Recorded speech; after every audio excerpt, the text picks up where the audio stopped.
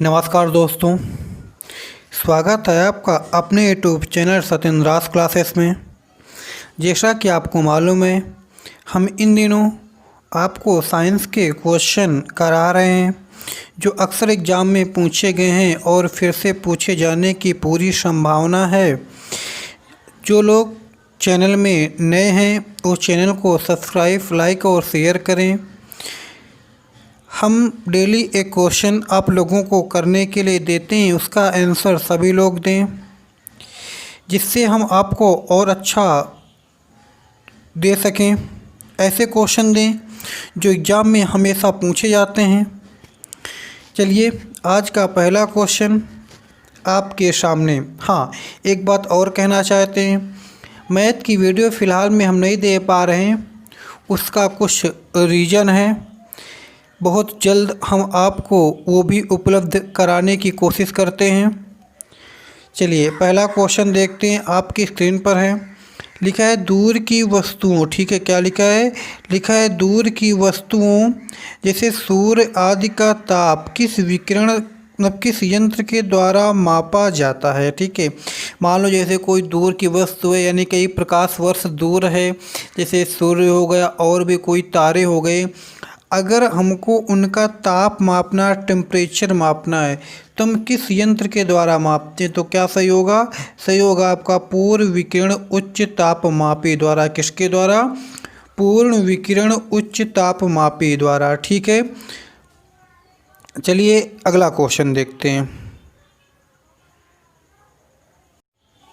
अगला क्वेश्चन है, निम्न में से किसने न्यूटन से पूर्व ही बता दिया था कि सभी वस्तुएं पृथ्वी की ओर गुरुत्वाकर्षण होती है? आपको बता दें जानकारी के लिए कि न्यूटन जी ने बताया था कि सभी वस्तुएं पृथ्वी की ओर आकर्षित होती हैं। उसके आकर्षित होने का रीज़न क्या है? गुरुत्वाकर्षण। ठीक है, जैसा कि आप लोगों को मालूम होगा, जब सेफ नीचे टूट करके गिरा था, ठीक है, तो गुरुत्वाकर्षण के बारे में हम आपको एक्सप्लेन से बताएंगे। ठीक है, जब हम आपकी क्लास लेंगे एक्सप्लेन से। ठीक है, हाँ, अभी फ़िलहाल में देखते हैं। तो ये बात न्यूटन जी से पहले किसने बताई थी? तो किसने बताई थी? ब्रह्मगुप्त ने बता दी थी कि सभी वस्तुएं पृथ्वी की ओर आकर्षित होती हैं। किसके द्वारा? गुरुत्वाकर्षण के द्वारा। ठीक है, चलिए अगला क्वेश्चन देखते हैं। अगला क्वेश्चन है, संयमृत्य का संबंध निम्न में से किस रोग से है? ठीक है, मतलब ऐसा कौन सा रोग है जिसको संयमृत्य के नाम से भी जानते हैं? तो कौन सा रोग है आपका? शीर्ष रोग। ठीक है, इसमें क्या होता है, आदमी केवल सांसें चलती हैं। ठीक है, वो बिल्कुल नॉन लिविंग यानी कि मृत जैसे शरीर लेकर के पड़ा रहता है, इसलिए शीर्ष रोगी व्यक्ति को संयमृत्य भी कहते हैं। अगर एग्जाम में पूछा जाए कि संयमृत्य किस रोग का उपनाम है, तो आप बताएंगे शीर्ष रोग का। ठीक है, अगला क्वेश्चन लिखा है, हवाई जहाज़ को बनाने में निम्न में कौन सा फाइबर प्रयोग किया जाता है? आपको बताना है जो हवाई जहाज़ बनाते हैं उनमें से कौन से फाइबर का प्रयोग किया जाता है। तो कौन से फाइबर का प्रयोग किया जाता है? आपका किया जाता है कार्बन फाइबर का। किसका? कार्बन फाइबर का। और फाइबर के बारे हम देखते हैं, ये जो कांच फाइबर है ना, इसे ऑप्टिकल फाइबर कहते हैं। मालूम है ना ऑप्टिकल फाइबर के बारे में? हाँ, जिससे संचार के लिए एक इससे जो बनी तार होती है कांच फाइबर से बनी, उसको ऑप्टिकल फाइबर कहते हैं। संचार माध्यम के लिए इसका प्रयोग किया जाता है। और केवलर फाइबर की बात की जाए तो ये गर्मी प्रतिरोधी मजबूत सिंथेटिक फाइबर होता है। ठीक है, यानी कि ये गर्मी प्रतिरोधी होते हैं, यानी कि गर्मी से बचने के लिए हम इससे बने कपड़ों का यूज करते हैं। ठीक है, और नायलॉन फाइबर क्या होता है? सबको मालूम है, इससे जो कपड़े होते हैं, ब्रश होते हैं, मोजे होते हैं आदि बनाने के लिए नायलॉन फाइबर का प्रयोग करते हैं। अगला क्वेश्चन है, पेट्रोकेमिकल्स का स्रोत है। बताना है जो पेट्रोकेमिकल्स होता है इसका स्रोत क्या है? तो बताइए पेट्रोकेमिकल्स का स्रोत क्या है? तो पेट्रोकेमिकल्स का स्रोत है प्राकृतिक गैस, जिसे बोलते हैं CNG। क्या बोलते हैं? CNG बोलते हैं। CNG का पूरा नाम क्या होता है? कंप्रेस्ड क्या होता है, कंप्रेस्ड नेचुरल गैस होता है। क्या होता है, कंप्रेस्ड नेचुरल गैस। ठीक है, अगला क्वेश्चन देखते हैं। लिखा है गैसोहाल। गैसोहाल जानते हैं ना, गैसोहाल। जरा पहले गैसोहाल के बारे में बात करते हैं। देखो, जो गैसोहाल होता है, पेट्रोल की जगह अब लोग इसका यूज करने लगे हैं। ठीक है, क्या होता है, पेट्रोल के अपेक्षा ये कम प्रदूषण करता है। पेट्रोल के अपेक्षा ये कम कार्बन मोनोऑक्साइड गैस का उत्सर्जन करता है, इसलिए गैसोहाल ज़्यादा इम्पॉर्टेंट होती है। ठीक है, अब देखो गैसोहाल जो होता है ये किसका किसका मिश्रण होता है, आपको ये बताना है। तो किसका किसका मिश्रण होता है, ये होता है आपका पेट्रोल और एल्कोहल का। कौन सा एल्कोहल, इथेनॉल जिसे बोलते हैं। ठीक है, इथेनॉल होता है आपका 10%। कितना होता है, 10% इथेनॉल। और जो 90% होता है पेट्रोल होता है। तो 90% पेट्रोल और 10% एल्कोहल यानी इथेनॉल यानी एथिल एल्कोहल के मिश्रण को क्या कहते हैं, गैसोहाल कहते हैं। अगला क्वेश्चन है, लिखा है मानवीय भ्रूण के जांच के लिए। किसकी जांच के लिए, मानवीय जो भ्रूण होता है, मानव का जो भ्रूण होता है उसकी जांच के लिए किसका प्रयोग करते हैं। तो किसका प्रयोग करते हैं, अल्ट्रासोनिक ध्वनि का प्रयोग करते हैं। किसका, अल्ट्रासोनिक ध्वनि का। आपने लोगों ने सुना होगा, लोग अल्ट्रासाउंड कराते हैं, तो वही होती है क्या, अल्ट्रासोनिक ध्वनि। मानव भ्रूण, जो भ्रूण होता है, भ्रूण के अध्ययन को क्या कहते हैं, भ्रूण के अध्ययन को कहते हैं एम्ब्रियोलॉजी। क्या कहते हैं, एम्ब्रियोलॉजी कहते हैं। एम्ब्रियो मीन्स भ्रूण होता है, लॉजी मीन्स स्टडी होता है, तो भ्रूण के अध्ययन को क्या कहते हैं, एम्ब्रियोलॉजी। ठीक है, चलिए अगला क्वेश्चन देखते हैं। अगला क्वेश्चन है, मूत्र का रंग पीला क्यों होता है। मतलब जो यूरिन होता है, यूरिन का जो कलर होता है वो येलो क्यों होता है, ये आपको बताना है। तो सबको मालूम होगा क्यों होता है, यूरोक्रोम के कारण। किसके कारण, यूरोक्रोम के कारण। और बात सुनो, यूरोक्रोम जो है ये रासायनिक यौगिक है। किसका, ये आपका रासायनिक यौगिक है यूरोबिलिन का। किसका, यूरोबिलिन का। किसका, यूरोबिलिन। इसका फार्मूला क्या होता है, इसका फार्मूला आपका होता है C33H22 और O6। क्या होता है, C33, सॉरी यहाँ पर 42। ठीक है, C33H42O6 होता है। क्या होता है, C33H42O6। किसका, जिसका कार्बनिक यौगिक होता है यूरोक्रोम। यूरोक्रोम किसका कार्बनिक यौगिक होता है, यूरोबिलिन का। किसका, यूरोबिलिन का। चलिए अगला क्वेश्चन देखते हैं। अगला क्वेश्चन है, पानी की स्थायी कठोरता दूर की जा सकती है। देखो, जो पानी की कठोरताएं होती हैं दो प्रकार की होती हैं। एक आपकी होती है स्थायी, क्या होती है, स्थायी होती है, और एक अस्थायी होती है। ठीक है, तो स्थायी क्या होती है, जो उबालने के बाद दूर ना हो उसे कहते हैं स्थायी। ठीक है, और जो दूर हो जाती है उसे कहते हैं अस्थायी, उबालने से, पानी उबालने से। जो अस्थायी होती है ये आपकी कैल्शियम और मैग्नीशियम के कार्बोनेट के द्वारा होती है। किसके द्वारा, अस्थायी जो होती है कैल्शियम और मैग्नीशियम के कार्बोनेट के द्वारा होती है। और जो स्थायी होती है ये आपकी कैल्शियम और मैग्नीशियम के सल्फेट या क्लोराइड के द्वारा होती है। ठीक है, तो वही बताना, जो स्थायी कठोरता होती है किसके द्वारा दूर की जा सकती है, तो ये आपकी दूर की जा सकती है वॉशिंग पाउडर। ठीक है, या जो वॉशिंग सोडा होता है उसके द्वारा। ठीक है, अगला क्वेश्चन है, एड्स का विषाणु इनमें से किसकी वृद्धि को प्रभावित करता है। आपको बताना है जो एड्स का विषाणु होता है वो किसकी वृद्धि को प्रभावित करता है। तो किसकी वृद्धि को प्रभावित करता है, जो रक्त में टी सेल्स होती हैं, टी कोशिकाएं होती हैं, उन्हीं को तो प्रभावित करता। क्यों, यानी कि ये हमारी प्रतिरोधक क्षमता को नष्ट कर देता है। तो जो ये टी कोशिकाएं होती हैं इनका काम क्या होता है, रोगों से लड़ने का काम ये करती हैं। और जब एड्स का जो विषाणु होता है जब वो इसी को नष्ट कर देगा तो क्या होगा, हम किसी रोग से लड़ नहीं पाएंगे, और कोई हमें रोग हो गया तो मत बीमार ही होते चले जाएंगे।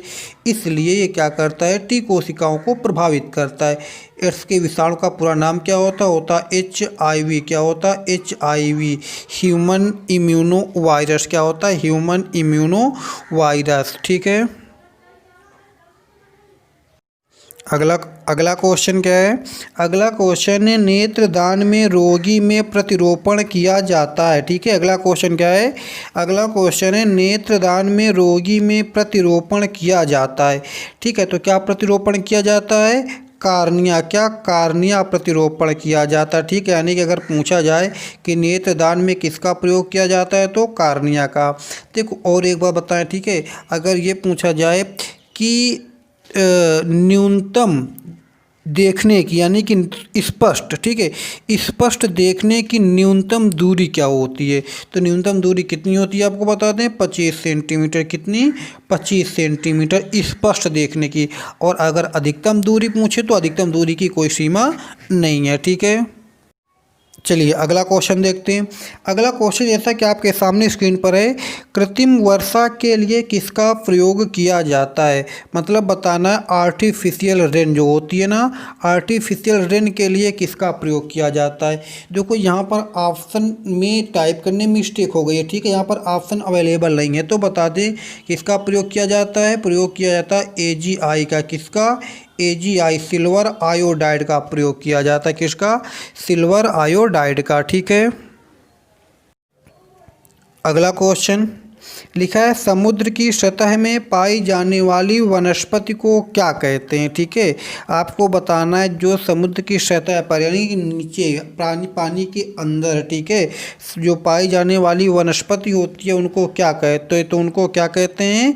उनको कहते हैं प्लैंकटन। क्या कहते हैं? प्लैंकटन। ये क्वेश्चन UPSC में भी कई बार पूछाएगा। क्या कहते हैं? प्लैंकटन कहते हैं। ठीक है, अगला क्वेश्चन पूछा है लकड़ी का सामान्य नाम क्या है। क्या बताना है? बताना है लकड़ी का सामान्य नाम क्या है। तो बताइए क्या नाम होता है उसका? सेकेंडरी जाइलम होता है। क्या होता है? सेकेंडरी जाइलम होता है। ठीक है, किसका? लकड़ी का सामान्य नाम। ठीक है, देखो जाइलम जो होता है ये एक प्रकार का टिश्यू होता है, ऊतक होता है। ठीक है, ऊतक के अध्ययन को क्या बोलते हैं? हिस्टोलॉजी बोलते हैं। क्या बोलते हैं? हिस्टोलॉजी। ठीक है, जो जाइलम होता है ये पौधों में जल के परिवहन का काम करता है। ठीक है, और जो ये फ्लोएम होता है क्या होता है? जो ये फ्लोएम होता है ये, ठीक है, ये क्या करता है? ये फ्लोएम होता है ये भोजन के परिवहन का काम करता है। किसके? भोजन का। और जाइलम जल के। तो लकड़ी का सामान्य नाम क्या है? Secondary xylem.